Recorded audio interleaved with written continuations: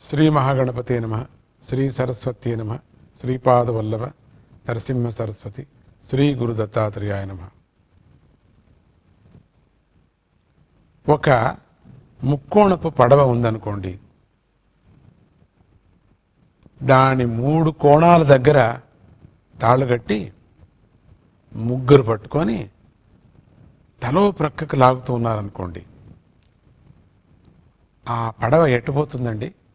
ముగ్గురు లాగితే ఎక్కడ పోతుంది?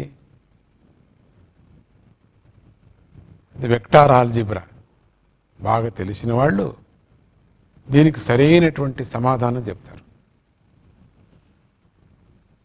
పడవ లాగేవారి బలాబలాలు, వారు ఏ దిక్కుకు లాగుతున్నారో గమనించి చివరకు రిజల్టెంట్ ఫోర్స్ ఎక్కడుందో, మూడిట్లో ఎక్కడ ఎక్కువ ఫోర్స్ ఉందో, ఎటుపోతుందో ఒక్క నిమిషంలో తేల్చి చెప్పేస్తాడు. అంటే ఒక విధంగా చూస్తే మన జీవితం కూడా అలాంటి ముక్కోణపు ఒక పడవ అని చెప్పచ్చు. మన చుట్టూ ఉన్నటువంటి స్నేహాలు, మన కోరికలు, పూర్వజన్మల నుంచి మనం తెచ్చుకున్న అటువంటి సంస్కారాలు, ఈ 3 శక్తులు మన జీవితాన్ని తమ తమ దిక్కులకు గుంజుతూ ఉంటాయని చెప్పుకోవచ్చు. యద్భావమాప్తుం హృది వాంఛసిత్వం సక్తోషి యద్భావయుతై జనేశ్చ ప్రాగ్వాసనాభిర్నచితోసి యాభిః ఉత్పాద్యతే త్రివిరద్య భావః.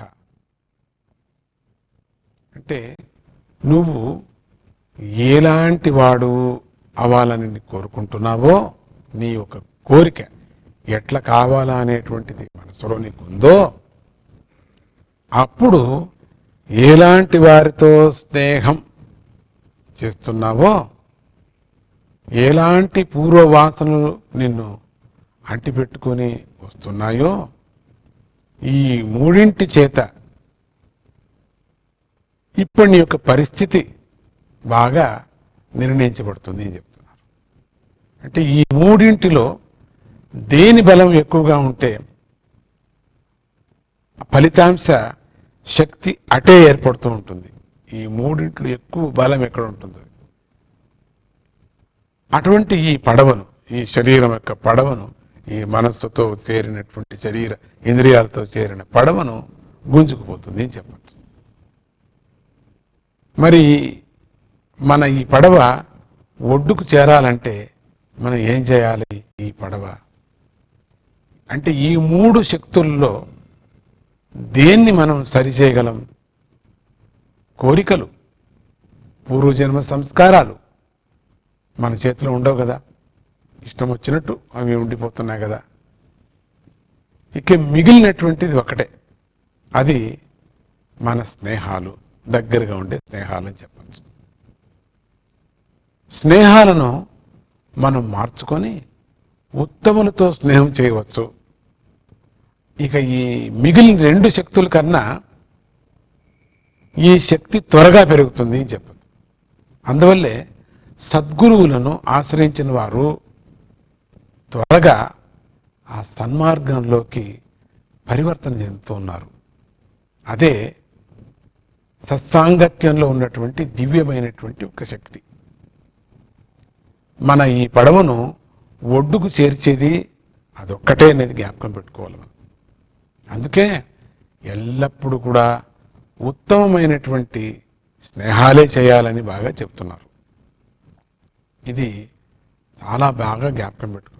ఉత్తమమైనటువంటి స్నేహమే మనకు సాధ్యమైనంత వరకు ఉత్తమ గతికి తీసుకువెళుతుంది. శరీరాన్ని పడవ ఎందుకన్నామంటే, ఈ ప్రపంచంలో సంసారమైనటువంటిది పెద్ద సముద్రం కదండి. అందుకని ఈ సముద్రంలో ఈ శరీరం అనేటువంటి పడవను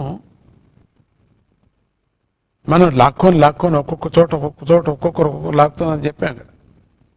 అది ఉత్తమమైనటువంటి స్నేహము కలిగినటువంటి తాళ్లతో స్నేహంతో లాగినప్పుడు ఈ పడవ, ఈ సంసార సముద్రంలో ఉండినటువంటి భయంకరమైన సంసార సముద్రంలో ఉండినటువంటి పడవ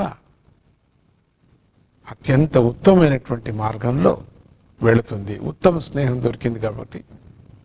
లేకపోతే ఇది పెద్ద సంసారంలో ఉండినటువంటి, సముద్రంలో ఉండినటువంటి ఒక పెద్ద పడవ ఎక్కడికి పోతుందో తెలియదు. ఇక్కడ కోరికలు, పూర్వజన్మ సంస్కారాలు మన చేతిలో ఉండవు కాబట్టి ఉత్తమమైనటువంటి స్నేహము మనకు ఏర్పడితే దాని నుంచి ముక్తిని మనం పొందొచ్చు. జై గురుదత్త, శ్రీ గురుదత్త.